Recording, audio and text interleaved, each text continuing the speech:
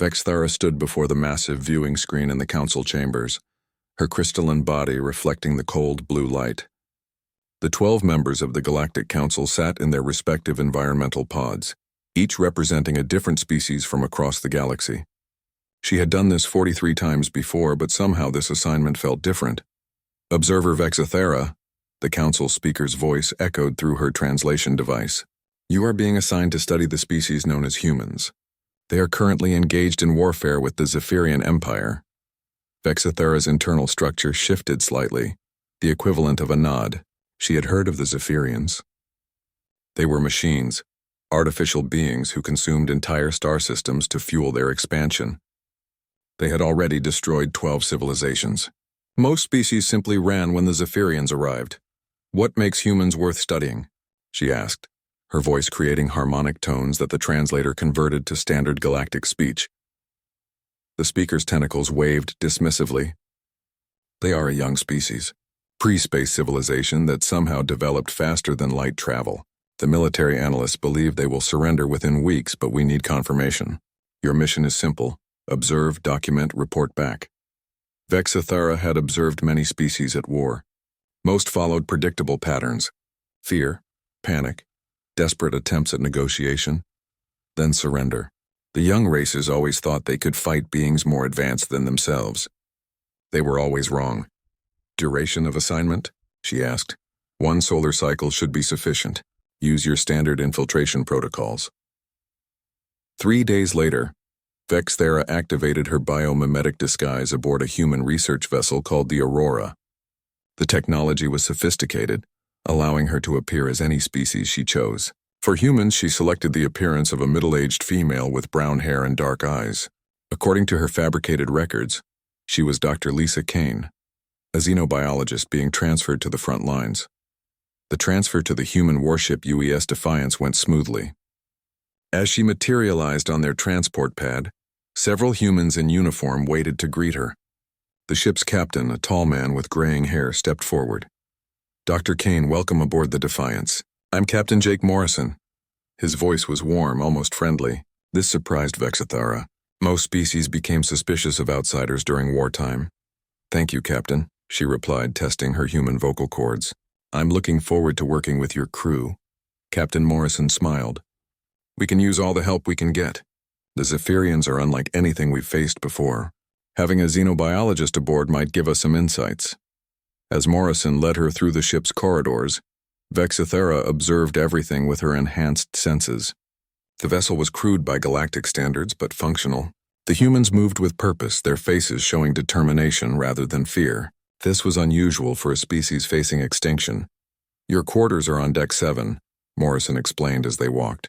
We'll have you meet with our science team tomorrow. Dr. Martinez heads our research division. They passed a group of human soldiers in the corridor. Instead of the grim silence she expected, they were talking and laughing. One young woman noticed Vexthara and smiled brightly. You must be the new xenobiologist. I'm Lieutenant Sarah Kim. If you need anything, just ask. We take care of each other on this ship. Vexthara found herself automatically returning the smile, though she wasn't sure why. Thank you, Lieutenant. I appreciate your kindness. That's just how we are, Sarah replied with a shrug. Especially now. We're all in this together. After Sarah left, Captain Morrison continued the tour. Sarah's right. This crew has become like family over the past few months. When you're facing impossible odds, you learn to rely on each other. You believe your situation is hopeless? Vexthara asked, genuinely curious. Morrison paused at a viewing port showing the stars beyond. The Zephyrians have superior technology, greater numbers, and they've never been defeated. By any logical calculation, we should surrender immediately. He turned to face her, and Vexthara saw something in his eyes she didn't recognize. But logic isn't everything. Sometimes you fight because it's the right thing to do, regardless of the odds. That evening, Vexthara sat in her quarters composing her first report to the council. The humans were behaving strangely for a species facing extinction, but she assumed their bravado would fade once the real fighting began. She wrote, Humans display typical pre-space civilization social bonding. Military organization appears adequate but unremarkable. Recommend minimal council intervention. Before sending the report, she decided to explore the ship further. The corridors were busy despite the late hour. In the engineering section, she found a woman with oil-stained coveralls working on a plasma conduit. "Evening, Doc," the woman said without looking up. "I'm Chief Engineer Maria Santos. Heard you joined our little family?" "Family?" Vexithara asked. Maria smiled, wiping her hands on a cloth. "That's what we call the crew. When you're stuck on a ship together, fighting for your lives, you become more than just colleagues. We watch out for each other. Even though you may not survive this war," Maria's expression grew serious. "Especially because we might not survive. Every day could be our last, so we make them count. We make sure nobody faces the darkness alone." Over the following days, Vexithara attended briefings and observed the crew's daily routines. The humans worked with an efficiency that impressed her. But more than that, they seemed to genuinely care about each other.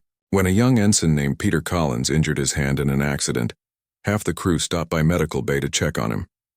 "It's just a small cut," Peter told her when she visited. "But everyone's been so kind. Back home I was just another face in the crowd. Here I matter to people." "Why do you think that is?" Vexthara asked. Peter thought for a moment. "Maybe because we're all we have out here. When the Zephyrians come, we'll stand together or fall together. That makes everyone important." During a staff meeting, Vexthara listened as the humans discussed their strategy against an enemy everyone knew was superior. Instead of despair, she heard determination. Instead of panic, she heard careful planning.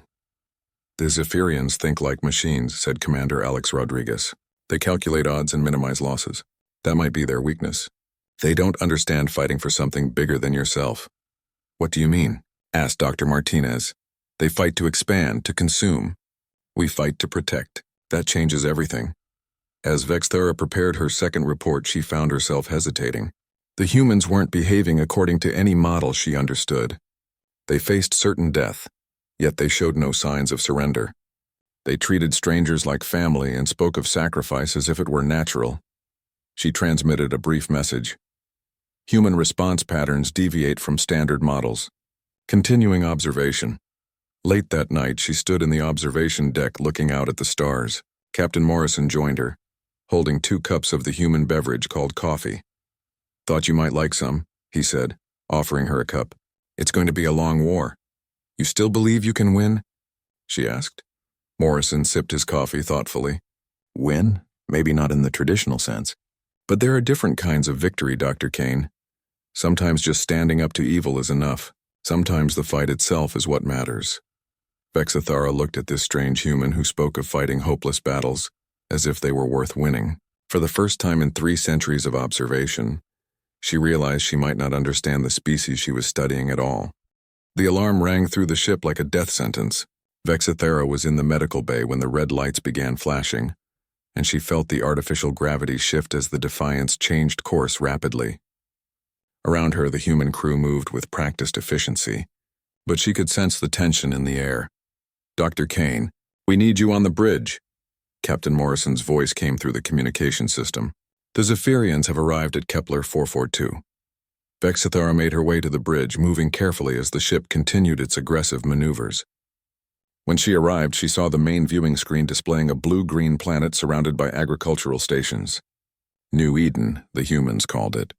Home to 3 million colonists. How many Zephyrian vessels? Morrison asked his tactical officer. 15 dreadnoughts, Captain, plus support ships. They're moving into bombardment formation. Vexithara calculated quickly in her head. The human fleet consisted of 8 ships, none larger than the Defiance. Against 15 Zephyrian dreadnoughts, the logical response was immediate retreat. She waited for Morrison to give the withdrawal order. Instead, he said, "All ships, defensive formation around New Eden. We're buying time for the evacuation." "Captain," Vexthara found herself speaking without thinking. "The odds are impossible. Your fleet cannot win this engagement." Morrison turned to look at her, and she saw that same strange expression she'd noticed before. "You're probably right, Doc, but those people down there are counting on us. We don't abandon family." On the communications channel, she heard Commander Alex Rodriguez of the UES Vigilant volunteer for the most dangerous position. "Vigilant will take point. If we can draw their fire, the other ships can cover the evacuation transports." "Alex, that's a suicide run," Morrison replied. "I know, but my kids are grown and my wife passed last year. Let the younger folks with families hang back. I'll keep those metalheads busy." Bexathera watched in growing confusion as the human fleet moved into positions that any military analyst would consider tactically disastrous. They spread themselves thin, making themselves easy targets, all to protect the evacuation ships leaving the planet below. The first Zephyrian salvo nearly destroyed the Vigilant. Its shields collapsed and atmosphere began venting from multiple hull breaches. Any reasonable commander would retreat to save their ship and crew. Instead, Rodriguez's voice came over the radio, calm despite the chaos around him. "Engine room, I need everything you've got." "We're not done yet." "Captain Rodriguez," came a female voice, strained with effort. "This is Chief Engineer Maria Santos. I'm bypassing the plasma regulators. It might work, but if the conduit overloads, it'll kill anyone near it. Maria, get to safety." "That's an order." "Sorry, Captain, but you need those engines. Besides, someone's got to make sure this works right." Through the tactical display, Vexthera watched the Vigilance energy output spike beyond safe levels. She realized that Chief Santos was manually controlling the plasma flow, standing next to conduits that could explode at any moment. The human engineer was risking her life for a few more minutes of engine power. The Vigilance's renewed speed allowed it to evade the next Zephyrian attack, buying precious time for the evacuation ships. But the effort cost them. Life support failed on several decks, and the crew worked in environmental suits as their ship slowly died around them. On the Defiance, Lieutenant Ben Carter was operating the weapons manually. After an energy surge fried the automated targeting system, Vexathara watched him work, his hands dancing over controls while blood from a head wound ran down his face. "Lieutenant, you need medical attention," she told him. Ben looked up briefly, grinning despite his injuries.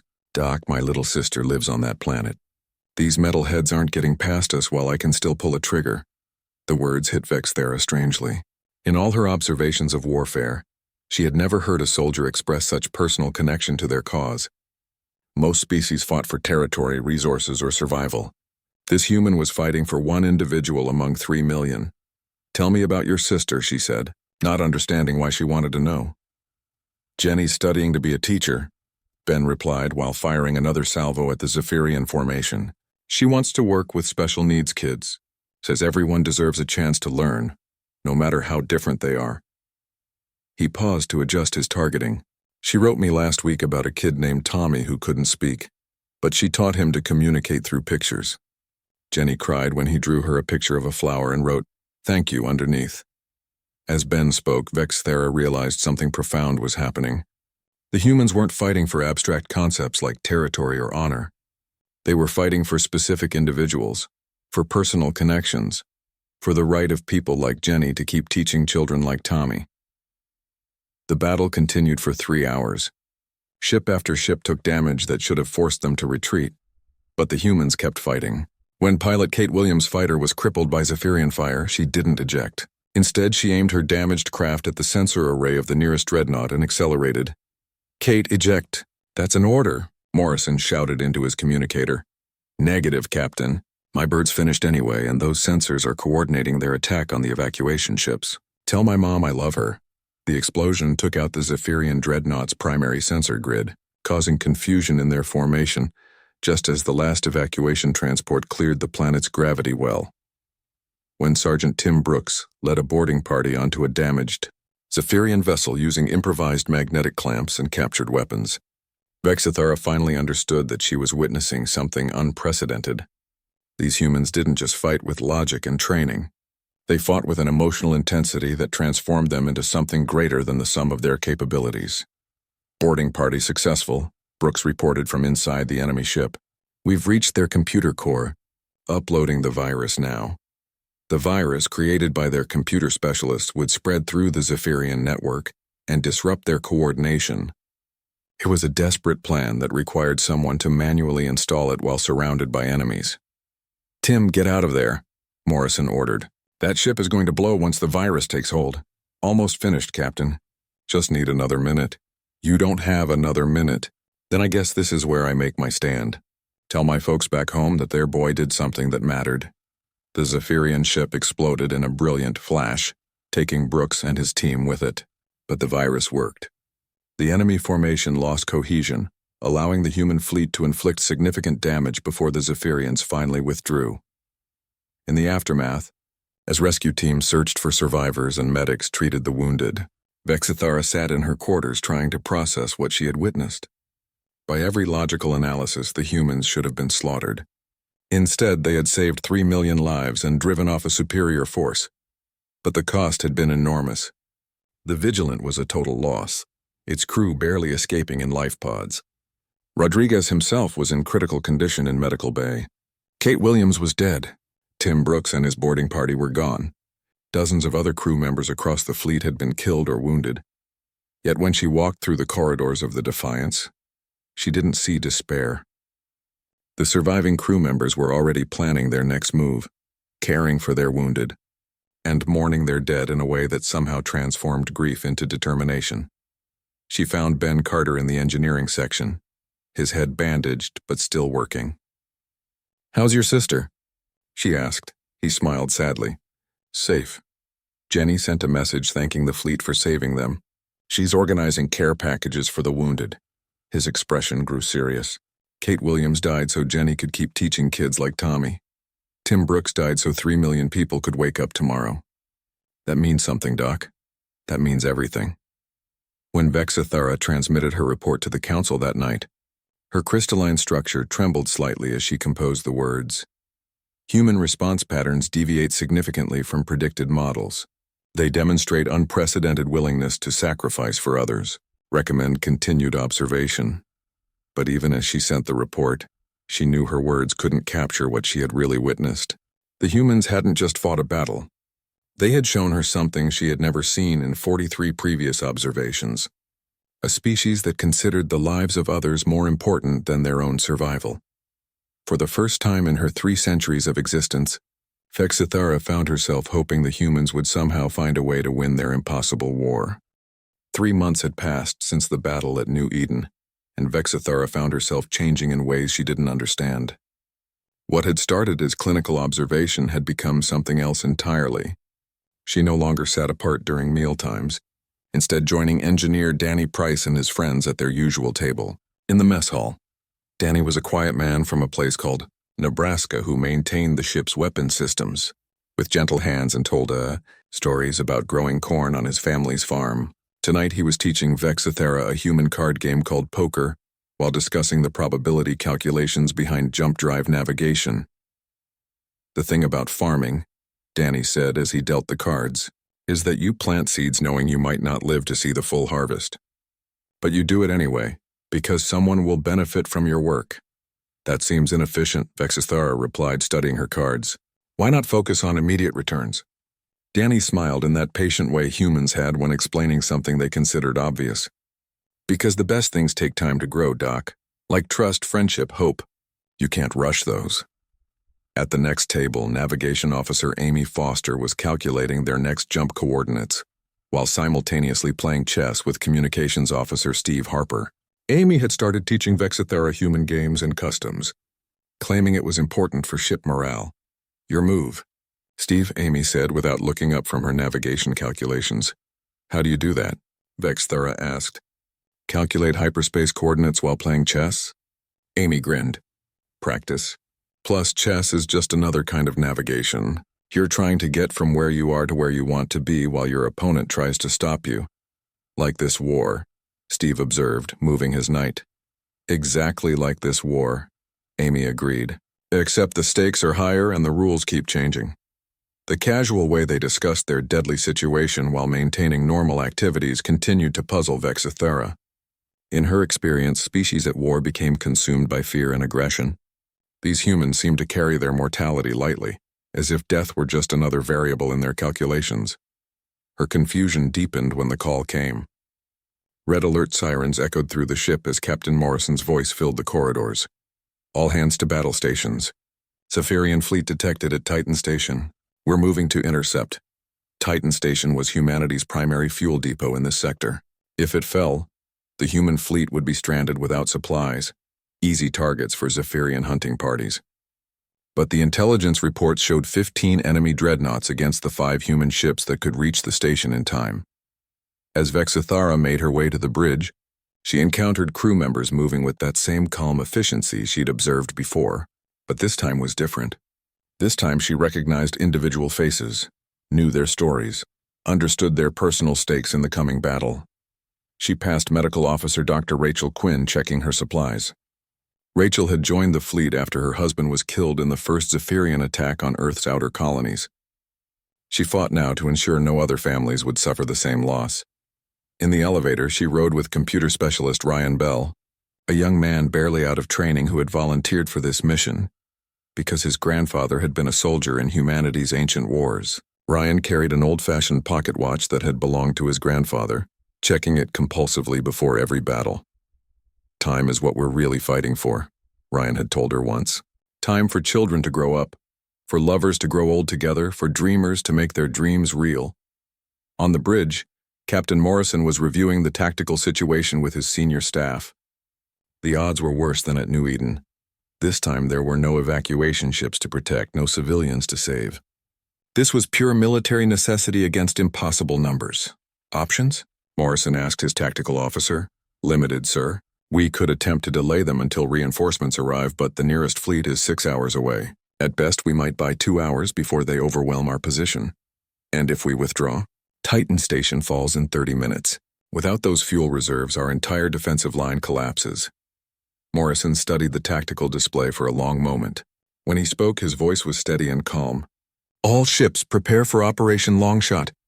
Vexithera had heard whispers about Operation Longshot during the past month.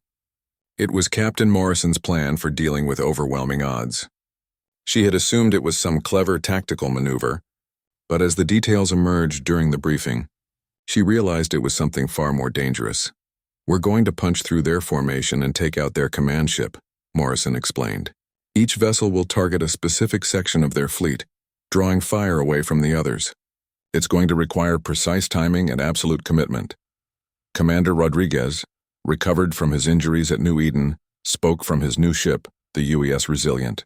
Captain, that plan requires every ship to maintain course regardless of damage.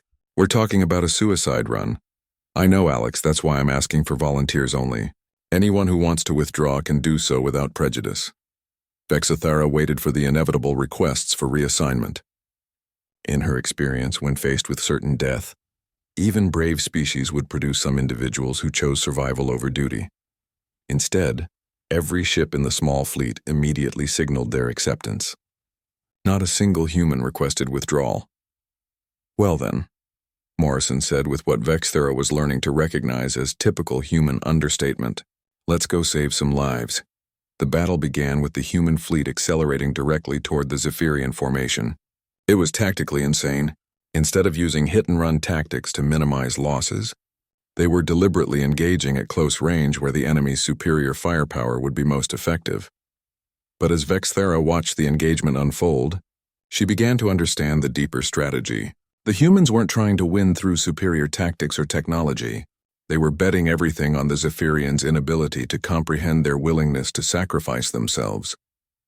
When the Defiance's shields failed and explosions rocked the bridge, Communications Officer Steve Harper continued coordinating the attack, while sparks rained down around his console. His station caught fire twice, and each time he simply put out the flames and kept working. Steve, fall back to auxiliary communications, Morrison ordered. Negative, Captain. I've got perfect coordination with the fleet from here. We lose communications now, the whole operation falls apart. Dr. Rachel Quinn ran through corridors filled with smoke and debris, reaching wounded crew members while the ship shook apart around her. When a plasma conduit ruptured near the medical bay, she didn't retreat. Instead, she organized a bucket brigade to contain the damage while continuing to treat the injured. The ship's artificial intelligence failed during the battle, overwhelmed by damage to its processing centers.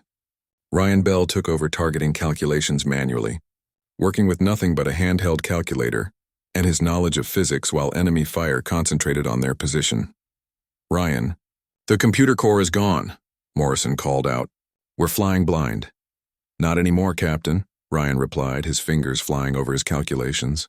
I've got firing solutions for the next 3 salvos. Just need to do the math the old-fashioned way.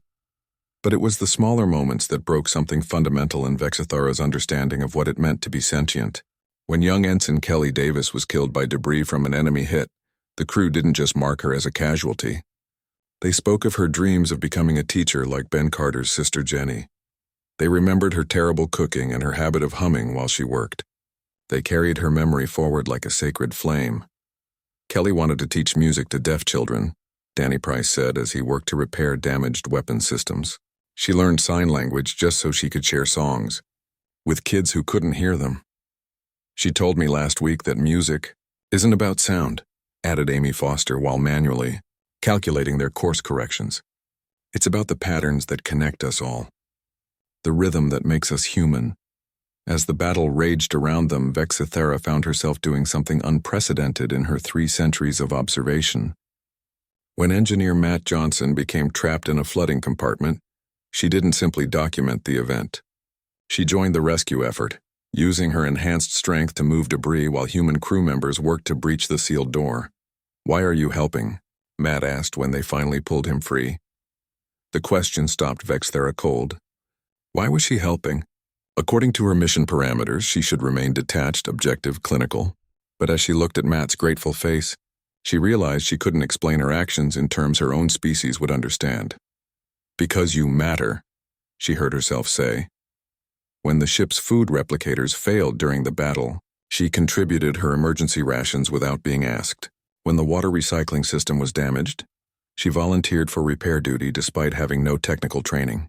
Somehow, without realizing it, she had stopped being an observer and become part of the crew. The tide of battle turned when Ryan Bell's manual calculations allowed the human fleet to target the Zephyrian command ships' weak points with devastating accuracy. The enemy formation lost coordination, and the war had grown darker. 6 months after Titan Station, the Zephyrians had adapted their tactics, becoming more ruthless and calculated. They no longer simply destroyed military targets. Now they deliberately attacked civilian populations, hoping to break human morale through terror. The strategy backfired spectacularly. Instead of surrendering, humanity became more determined. Vexithera watched this transformation with growing amazement. Where other species might have fractured under such pressure, the humans seemed to draw strength from their shared suffering. She was in the observation deck when the news came in. The Zephyrians had attacked the civilian transport convoy near Proxima Station. 15 ships carrying families to safety had been destroyed without warning. 30,000 civilians dead, including children. Captain Morrison stood at the railing beside her, reading the casualty reports on his tablet. His jaw was tight, but his voice remained steady as he spoke to Commander Rodriguez over the communication link. "How many survivors, Alex?" 3 ships made it to the station, Jake. Maybe 5,000 people total." Rodriguez's voice carried exhaustion and barely controlled anger. "They targeted the medical ships first. Took out the transports carrying wounded from the Mars evacuation." Vexithera watched Morrison's hands grip the railing until his knuckles turned white. In any other species, she would have expected this to be the breaking point, the moment when reasonable beings would seek negotiation or surrender. Instead, Morrison activated the ship-wide communication system. "All hands, this is the captain. You've probably heard about Proxima by now. 30,000 innocent people are dead because they dared to believe in a future without fear." His voice carried across the ship with quiet intensity. "We can't bring them back. But we can make sure their deaths have meaning. We can make sure no other families suffer what theirs did today." When Morrison ended his announcement, Vexithera expected the crew to respond with rage or despair. Instead, she saw something that left her struggling to understand human psychology. The crew became calmer, more focused, more united than ever before. Dr. Rachel Quinn worked 18-hour shifts preparing medical supplies for the next engagement. "Those families were running toward safety," she told Vexithera while organizing trauma kits. "They trusted us to protect them. We failed this time, but we won't fail again." "How can you be certain?" Vexithera asked. Rachel paused in her work, meeting Vexithera's artificial eyes with her own tear-stained but determined gaze. "Because now we know exactly what we're fighting against. Not just machines, but the idea that innocent lives don't matter. We're going to prove them wrong." The proof came 3 days later when they encountered Commander Nick Thompson's battle group defending another refugee convoy. Thompson's ships were outnumbered 4-1, but he refused to abandon the civilians under his protection. Vexithera monitored the communications as Thompson coordinated his desperate defense. His flagship, the UES Guardian, had lost main power and was operating on backup systems. His shields were failing, his weapons overheating, but he kept his ships between the Zephyrians and the defenseless transports. Guardian, this is Morrison. We're 3 minutes out. Can you hold them? Negative, Jake, my ship's finished. But we've got 5,000 kids on those transports. I'm going to ram the lead dreadnought, try to buy you time to get them clear. Nick, don't do this. We can find another way. Thompson's laugh came through static-filled communications. There is no other way, old friend. Tell my wife I kept my promise. I kept them safe. The Guardian's reactor breach destroyed 2 Zephyrian dreadnoughts and crippled a third, allowing the convoy to escape. But Commander Thompson and his entire crew were gone. That night, Vexithara found herself in the memorial corridor, looking at the growing wall of photos honoring the dead. Thompson's picture had joined hundreds of others, each representing a human who had chosen death over abandoning their principles. Captain Morrison found her there, holding a cup of coffee that had grown cold while she contemplated the images. They all look so young, she said, not entirely sure why she was speaking. Most of them were, Morrison replied, standing beside her.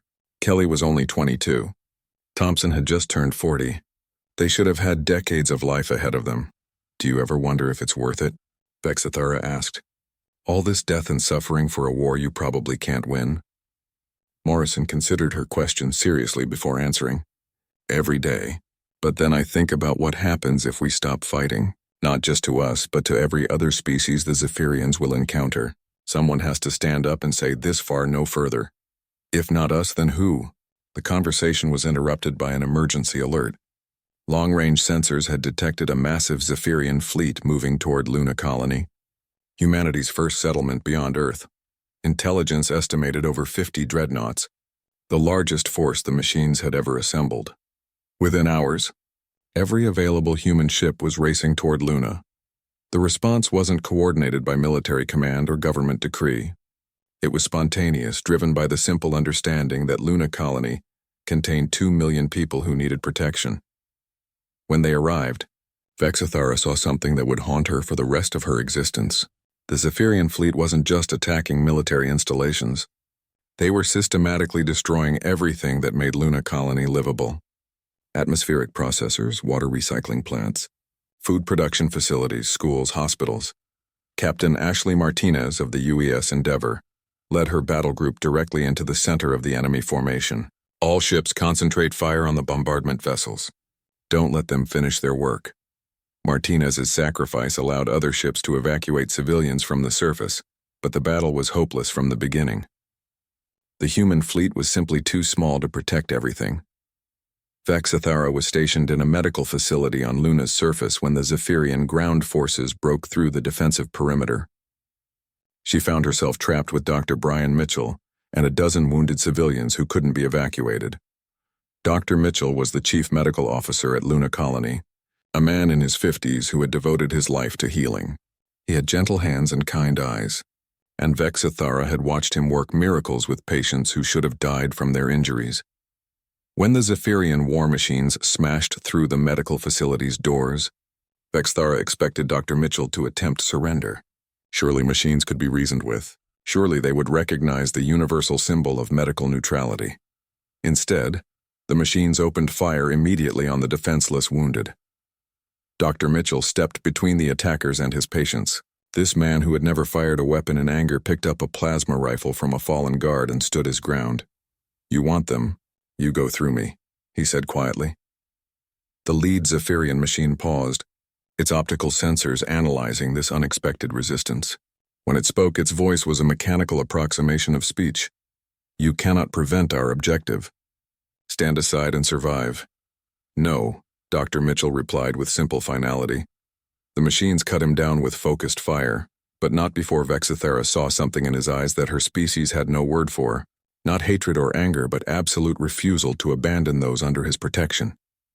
In that moment, something fundamental broke in Vexithara's crystalline matrix. The clinical detachment that had defined her existence for 3 centuries simply shattered. She picked up Dr. Mitchell's weapon and stood where he had fallen. Unexpected resistance detected, the lead machine announced. Xenological specimen displays human behavioral patterns. Vexithara fired the plasma rifle, her enhanced reflexes and strength allowing her to destroy 2 machines before the others adapted. She fought with desperate efficiency, protecting the wounded humans behind her until human Marines finally arrived to drive off the attackers. Later, as she held a dying human child named Emma who whispered "thank you" with her last breath, Vexithara understood that she could never go back to being just an observer. The humans had infected her with something her species considered a dangerous mutation. They had given her a reason to fight for others. The battle for Luna Colony lasted 16 hours. When it ended, the human defenders had saved roughly half the civilian population, but the cost was staggering. The colony itself was uninhabitable, its infrastructure destroyed. Thousands were dead, including Dr. Mitchell and Captain Martinez. But as Vexithara helped load survivors onto evacuation ships, she witnessed something that defied all logic. The humans weren't broken by their losses. They were already planning. "We'll rebuild," one survivor told her, holding his orphaned nephew close. "Luna was our first home in space. It won't be our last." Fleet Admiral Chris Parker arrived with reinforcements just as the evacuation was completing. Instead of despair at the destruction, his first words were about planning humanity's response. "The Zephyrians think they've won something here," he told the assembled fleet commanders. "They think they've proven that civilians are vulnerable, that we can't protect everyone. They're about to learn how wrong they are." That night, as medical teams worked to save the wounded and engineers calculated what could be salvaged from Luna Colony, Vexithara sat in the ruins of Dr. Mitchell's office. His personal effects were scattered by the 1 year had passed since Vexithara first set foot aboard the Defiance, and the war was reaching its climax. The Zephyrian Empire had committed its full strength to what military analysts called the final push. Every human world was under siege. Earth itself was surrounded by enemy fleets. In any logical calculation, humanity should have surrendered months ago. Their losses were catastrophic. Entire fleets had been destroyed. Billions of civilians had died or been evacuated from devastated worlds. Yet somehow, impossibly, they were winning. Vexithara stood on the bridge of the UES Defiance as Admiral Parker outlined Operation Prometheus to the assembled fleet commanders. The plan was typically human in its audacity. A direct assault on the Zephyrian core worlds, aimed at destroying their central command network and ending the war in one decisive strike. "The odds are not in our favor," Parker admitted to the holographic images of 50 ship captains. "Our intelligence suggests that 70% of our fleet will be destroyed in this operation. Maybe more." Captain Morrison, now bearing the scars of a dozen battles, spoke for many when he replied, "Admiral, we knew the odds when we started this war. If we can end it by sacrificing ourselves, that's a bargain we'll take." Around the bridge, Vexithara saw nods from officers who had become more than colleagues over the past year. Commander Rodriguez was there, having survived 3 ship destructions only to volunteer for each new impossible mission. Lieutenant Sarah Kim, now a full commander herself, managed fleet communications with the same bright smile she'd worn when welcoming Vexithara aboard. Chief Engineer Danny Price coordinated with technical teams across the fleet, his quiet Nebraska wisdom helping solve problems that should have been impossible. These humans had become her family, though she still struggled to understand exactly what that word meant to their species. The assault on the Zephyrian core began 3 days later. 200 human ships against an enemy force that outnumbered them 5-1, protected by defensive installations that had never been successfully attacked. The journey to the core worlds took 18 hours through hyperspace, and Vexithara spent that time walking through the ship, talking to crew members who might not survive the day. In engineering, Danny Price was calibrating the engines for what everyone knew might be their final battle. "You know, Doc," he said without looking up from his work, "I never thought I'd die this far from home. Always figured I'd pass away in my own bed surrounded by cornfields and grandchildren. Do you regret your choice to be here?" Vexithara asked. Danny considered the question seriously, as he did everything. "No. My grandfather fought in the old wars, the ones where humans killed humans over land and resources. He told me that the worst thing about those wars wasn't the dying. It was knowing that both sides were probably wrong. This time, we know we're right. That makes all the difference." In Medical Bay, Dr. Rachel Quinn was preparing for casualties that everyone knew would be massive. "I've been thinking about something Dr. Mitchell told me once," she said, while organizing surgical supplies. "He said that healing isn't about preventing death. It's about making sure that life has meaning while it lasts. What did he mean? Vexthara asked. That we can't save everyone, but we can make sure that everyone we touch knows they matter.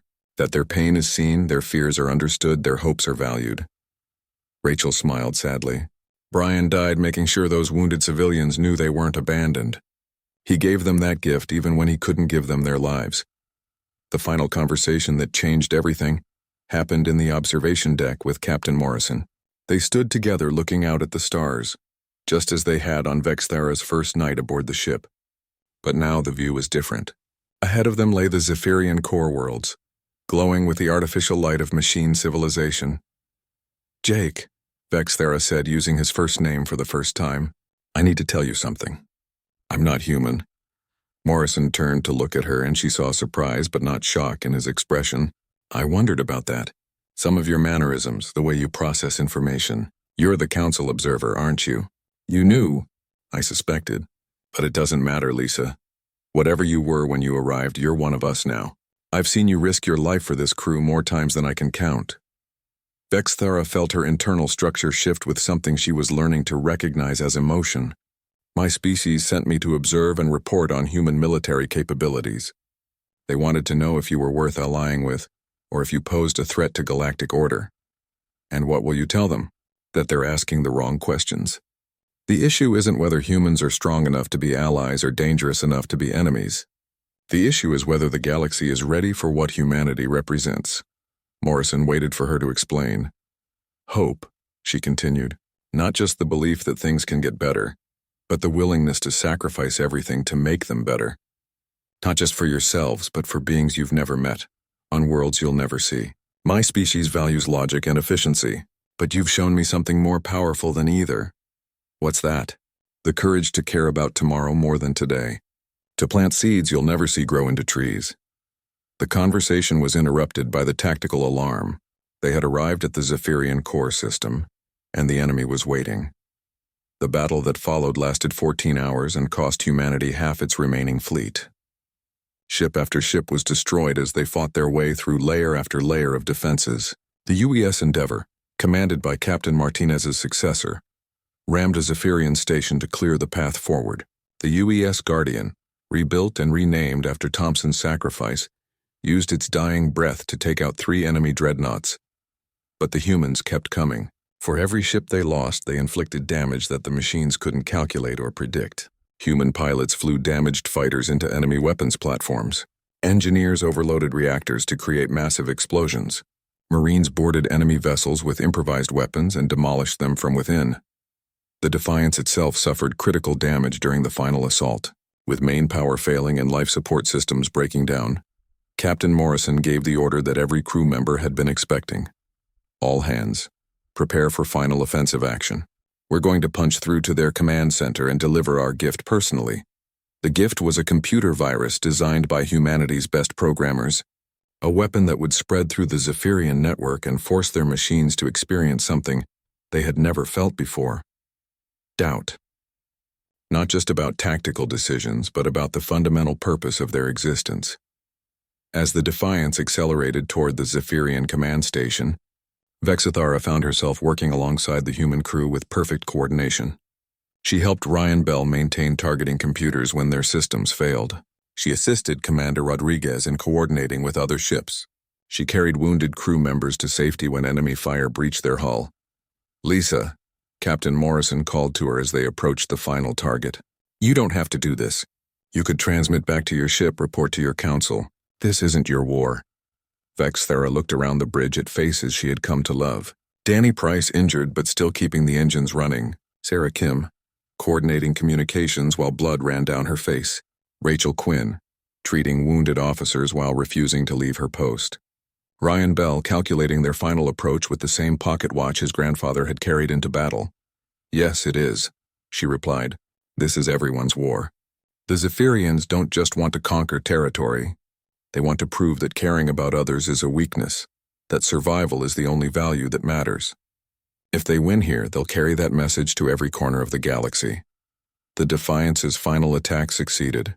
The virus penetrated the Zephyrian command network, just as the ship's reactor went critical. In the massive explosion that followed, Vexithera felt her consciousness expanding, touching the minds of every human who had died in the Long War. She felt Dr. Mitchell's determination to protect his patients. She felt Commander Thompson's love for the family he would never see again. She felt Captain Martinez's quiet acceptance of death in service of others. Most powerfully, she felt the collective human refusal to let fear define their choices. The virus did more than disable Zephyrian systems. It forced their artificial minds to confront the concept of sacrifice, the idea that one being might willingly die for others. The machines, designed for efficiency and survival, couldn't process this paradox. Their entire network crashed as they tried to calculate the logical value of illogical choices. In the aftermath, as rescue ships from both sides searched the debris field for survivors, Vexithera found herself in a medical pod aboard the UES Phoenix, one of the few human ships to survive the battle. Her crystalline structure was damaged but repairable. More importantly, she was alive. Captain Morrison was in the bed next to hers, wrapped in bandages but conscious. "Did it work?" he asked weakly. "Yes," she replied. "The Zephyrian Empire is finished." "But Jake, the cost," Morrison nodded sadly. "I know, we lost good people. But they knew what they were fighting for. They died so that children like Kelly Davis dreamed of teaching would have a chance to grow up free."